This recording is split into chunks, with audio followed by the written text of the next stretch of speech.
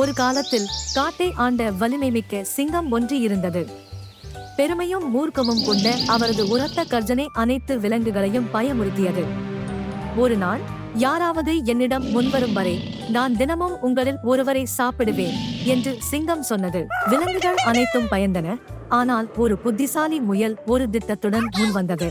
ஓ வலிமைமிக்க சிங்கமே, நான் உனக்கு காட்ட ஒன்று இருக்கிறது. ஆர்வத்தாலும் குட்டி முயலை குறைத்து மதிப்பிட்டதாலும் சிங்கம் ஒப்புக்கொண்டது. முயல் சிங்கத்தை ஒரு ஆழமான கிணற்றுக்கு அழைத்துச் சென்றது. இந்த கிணற்றில் உன்னை விட சக்தி வாய்ந்த இன்னொரு சிங்கம் இருக்கிறது என்று சிங்கத்திடம் சொன்னது. சிங்கம் கிணற்றுக்குள் பார்த்து அதனின் பிம்பத்தை கண்டது. அது வேறொரு சிங்கம் என்று நினைத்து சிங்கம் கர்ஜிக்க ஆரம்பித்தது. பிம்பமும் கர்ஜித்தது.